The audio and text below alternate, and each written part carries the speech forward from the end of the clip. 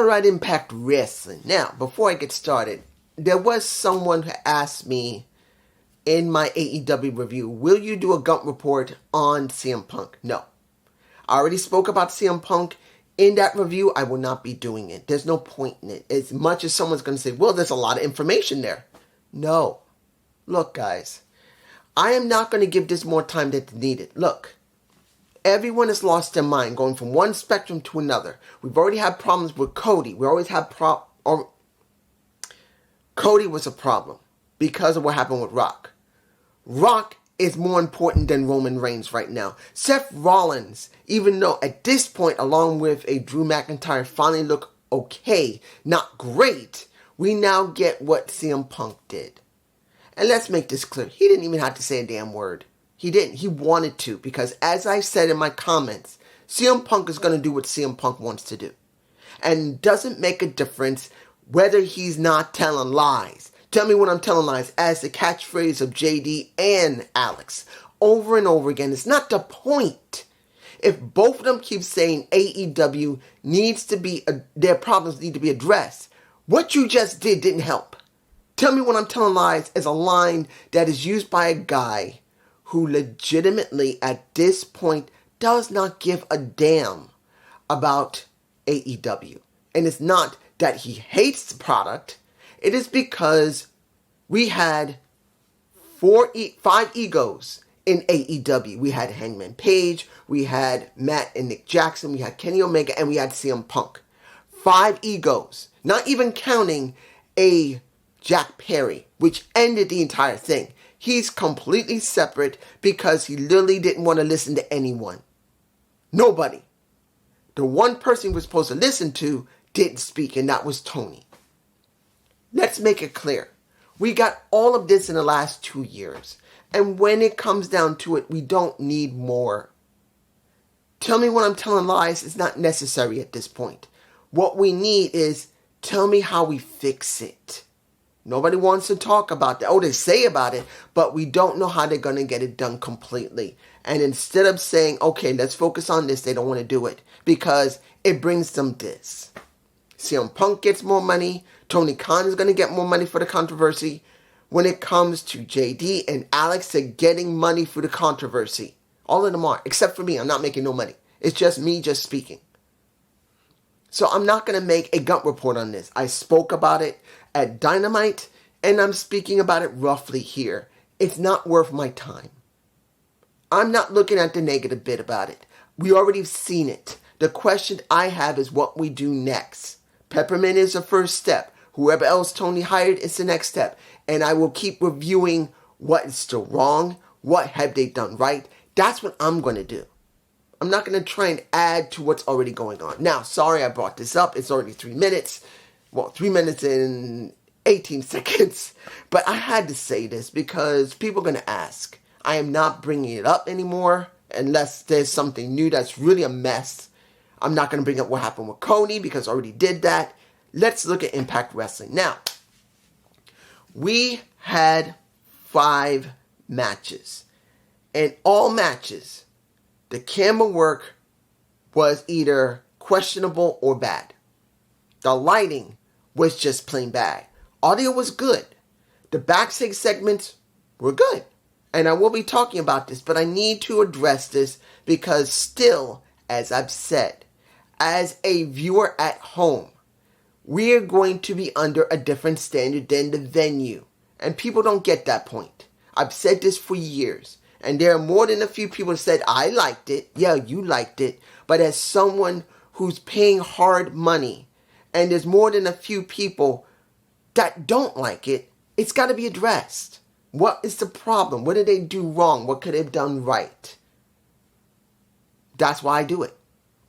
Now, Rhino versus a Mustafa Ali. I'm not calling him Mustafa. I don't like Mustafa. I like Mustafa. It sounds more like it rolls off the tongue. I've said this before and I'm going to keep saying it because I like Mustafa Ali. He just sounds better that way. Now, this is an old school match. Basically, it's a hardcore match. Let's make it clear that's what it was. And the major issue you had, if you didn't see it, the lighting was bad. Flat out, the lighting was bad. You couldn't see what was going on outside the ring very much. Only time when you could see anything good is when they aimed the camera up and the light glared and then went woof.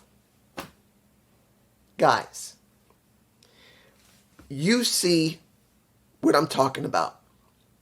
There are other promotions that have been in situations where the lighting's always questionable, but they figure a way to make it work.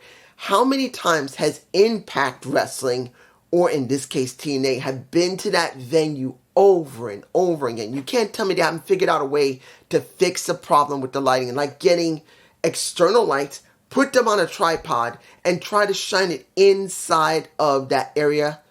You can't tell me they couldn't do something. Some extra lighting they could have added to the arena to make it at least look more presentable. It doesn't have to be a huge flooding of light, but at least enough where you know where they're going to be standing, where they're going to jump out, at least something, but they don't want to do it. And I know people are going to say, dude, it's the 3200 arena. It's got to have this dark, smoky. No, we're talking about the 90s and early 2000s. This is not that. This is 2024 and people want to consume content. They want this.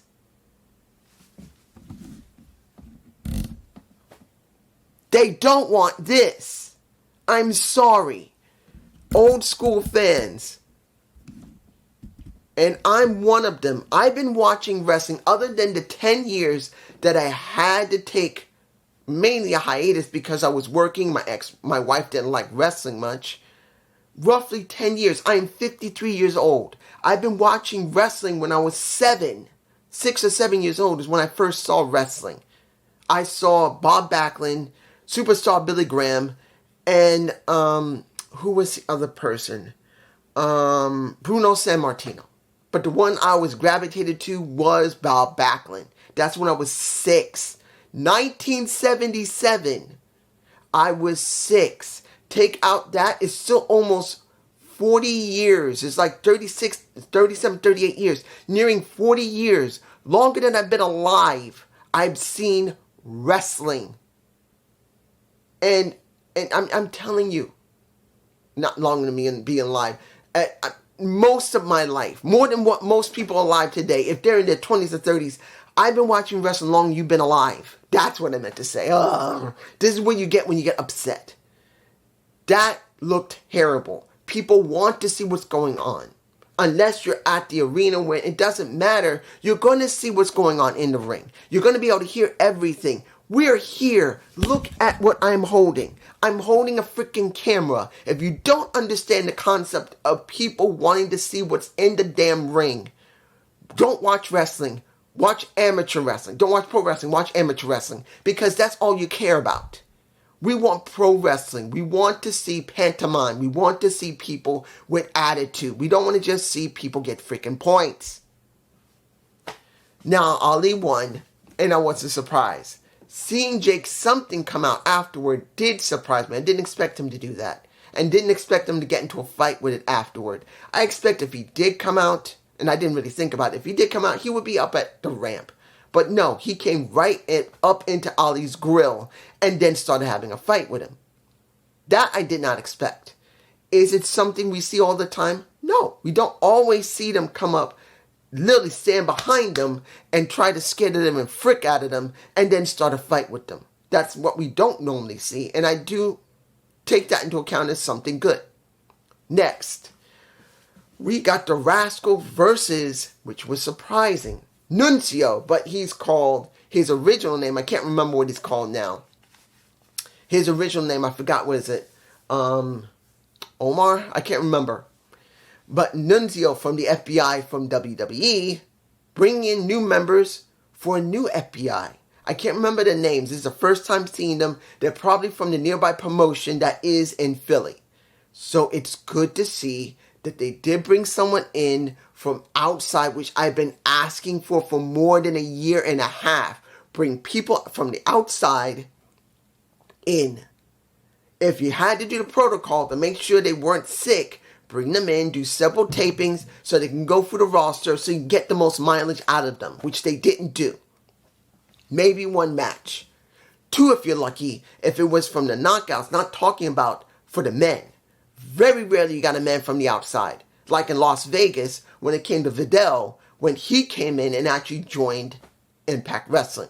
So seeing two guys from the outside coming in was actually very good. It was a decent match with the Rascals, but in the end, I'm not surprised the Rascals won here. Let's make it clear. And then the third member of the Rascals, and I haven't seen him in such a long time, I forgot his name. He came in to save their lives. He came in to help them because they were getting their ass kicked.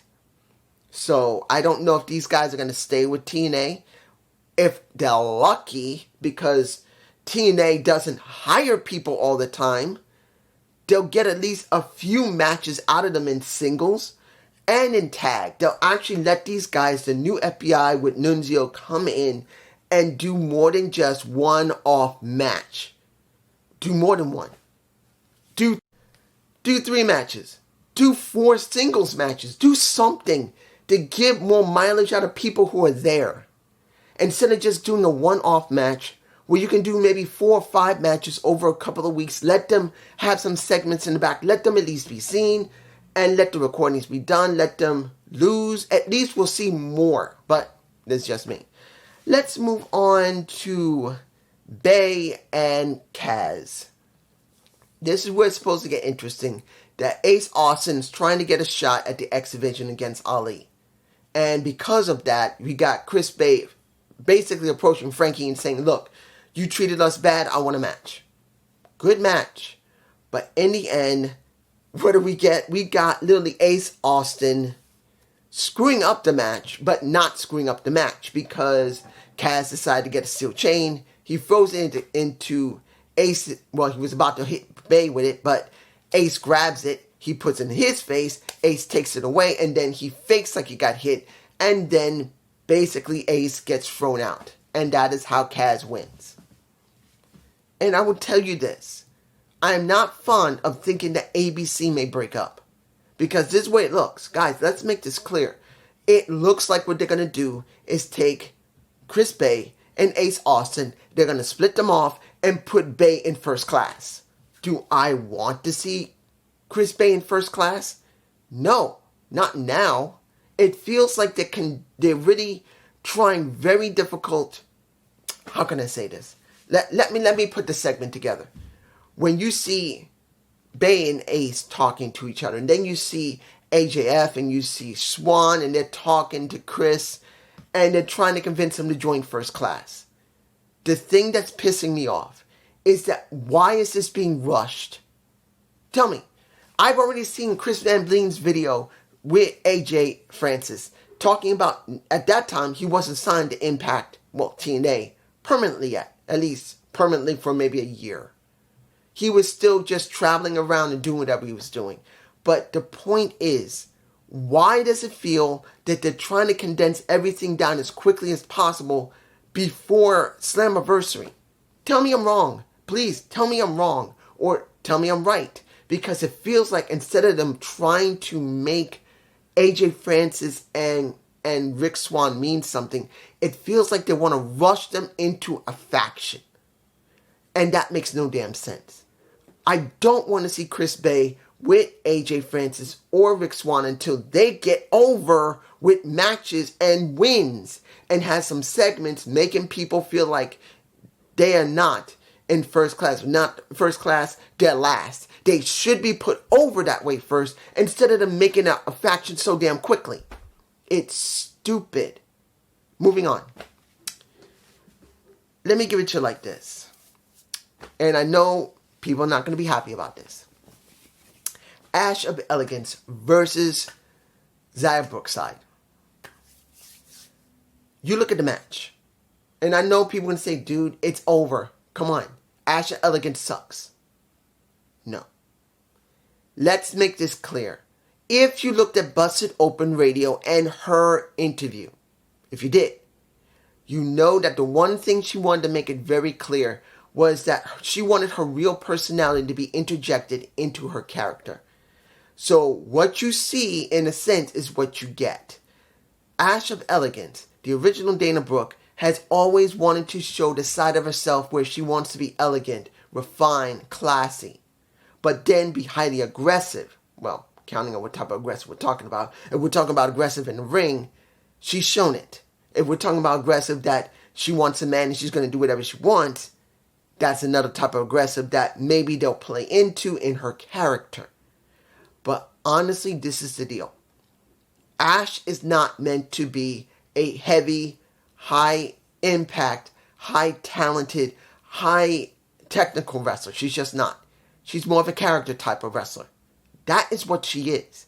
That is what we got in this match. She has decided, unlike her original persona where she tried to play the good girl or she tried to play the mentor, she's just trying to be someone who thinks she's more better than everyone. That she believes that elegance is more important than anything. And since in real life she cares about that kind of stuff, not saying she's a bad woman, because if anyone has heard about Dana Brooke, formerly Dana Ash, she's a very sweet woman. Let's make it clear. She was with the Primetime Players for quite a while.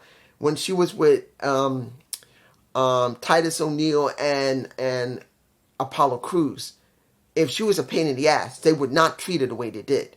Hell, they would go into a mom's house and eat their cooking. That is how much they liked and loved Dana. So she's not a bad woman. But this is the style she chose to have. She's not a usually fast wrestler. She's not a usually technical wrestler. Her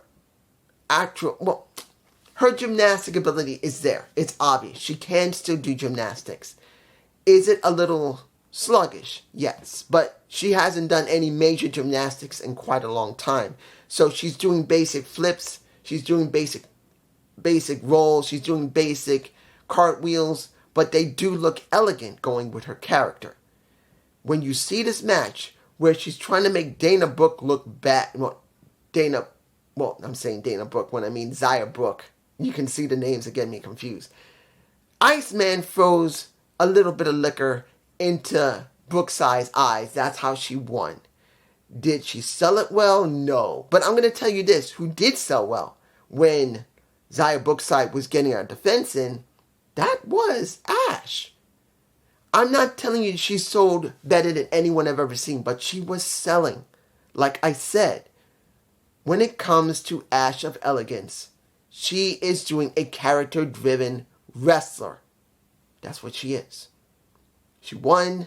Question is, how far they're going to push this, because we don't even know what's going on with Gazelle Shaw. And understand this, guys. Gazelle Shaw is a very stylized wrestler who is very good in the ring. Whether you like her or not, she is a good damn wrestler that has a style that's very similar to Ash. And unless she's gone like, I gotta say it right now, because let's make this clear. When you see Marsha Slamovich later, we find out that Killer Kelly's gone. Either she's hurt or they just let her go. Which pisses me off because that was my girl. Killer Kelly was my woman. I would have married her and lived in a nice house with her, smiling with my crooked teeth, hoping that she would be happy with me. That was mine. That woman was mine. You can have everyone else. Yes, Ash has got, and let's make it clear. She's like, she is. But give me Killer Kelly. That's my woman. She don't have this. She's like this. But I don't care. She was the most beautiful woman. I loved her. But she's gone. And now you see that, knowing that Marsha still has a shot at the Knockouts title, and now that Alicia Edwards wants a shot at that, you wonder how far they're going to go with that. But let's move on. Final match. Let me give it to you like this. When you see how well developed this story was, which pisses me off. You already see the title. What a waste. What a waste, because it was a waste. In the beginning of the show, they talked about both their journeys. In the middle of the show, they talked about both their journeys. Everyone chimed in. When you see Tasha Steelz talk about it, when you see Josh Alexander talk about it, when you see Kevin Knight talk about it, it feels like this should have been extended and should have happened at Rebellion. I'm telling you right now, when it came to Nick Nimitz and Alex Shelley. This should have happened at Rebellion, but Nick was having a match against Moose for the damn title when maybe he should have been allowed to be extended into Slammiversary, because I think Nick Nimitz should have a shot at Slammiversary, and that would have been the best thing for him. I'm sorry. I would have liked to see Nick Nimitz beat Mustafa Ali, get the damn X Division title, and do Option C at Slammiversary. That would have made more better sense, but they chose to go down this route. And that is the reason why we're having this match now, because he cannot do it at Rebellion. He's not doing double work. He's only going to work with Moose. And this is where it hurts, because they put on a damn great match. Both these guys have good characters. Both these guys are journeymen. Both these guys, as you can see, you got one who worked on the fringe, who worked in the Indies, who worked in Japan, he worked in, I'm sure, Mexico at one point, at least a couple of matches. And then you got one who's worked around the entire world, even if it was in one promotion. He has done everything you can do in a promotion that is with a $1 billion budget. Well, actually, $100 million budget. But they got $1 billion to play with, more than $1 billion. But you get my point. He has shown that he can be an extremely high level, whether you like Dolph or not, as he was called. Nick is that good. As they said in Bustin' Open Radio when he did his interview there, break glass in case of emergency. Because every time there's a major problem, he's always stuck in a program to fix it. And then you got Alex Shelley, who's always been known to be consistent. And then when they rewarded him with the world title, he proved that he can get done. And now you stuck them together in a match that was literally a classic that meant nothing. Nothing. They couldn't give this a build, a story, where these guys, I would have liked to see them draw. Time limit draw. I wish that's what they done. That is what I believe should have been done. Because whether Nick wins the damn title or not, I would have liked to see after it was over that they could revisit this. Because now, Nick won, yes, he did win. But it feels like they should have never won. No, either one of them should have never won. Because the story for Alex Shelley would have been even more profound that he had to draw with someone he doesn't like. And then Nick drawing with someone that is just like him. And he's going, I can't stand this. I gotta have another match because that was damn good. But no, we got this match, which was a classic. Easily, the opening was more of an amateur style, where Nick was doing more amateur work. And pretty much you see Alex trying to do more submission work. It was well done. It was well constructed. I like how it was constructed. But no matter how great the match was, it should have never ended in a win. It should have just ran out of time. That's what I think should have happened. They should have just run out of time. And neither one of them actually got a win. It was a draw. Not because they couldn't beat the other one eventually. They just ran out of time. And that would give us another dynamic that would go into Rebellion. Because Nick is going to go up against Moose. And I would have liked to see Moose play into this and mess with Nick saying, oh, you think you can beat me? And I know he's going up against Trent Seven next week. But you know you can't beat, you think you can beat me? You couldn't even beat Alex Shelley. And then Nick can say pretty much, yeah, I couldn't beat Shelley. We ran out of time. But Shelley is good. I don't think you are. They both could have played in the next couple of weeks. And that could have helped their story. And when it was over, and if Nick didn't win against Moose, you can have Alex just come back and say, I'm not surprised you can't get it done because you can't beat me. And they could be doing a series of best of 7. Not best of 5 or best of 3. Best of 7. They could have done this and built a story around this. But no. They may do it afterward. And it's going to feel choppy. They should have just done it here. But it's just me. Peace.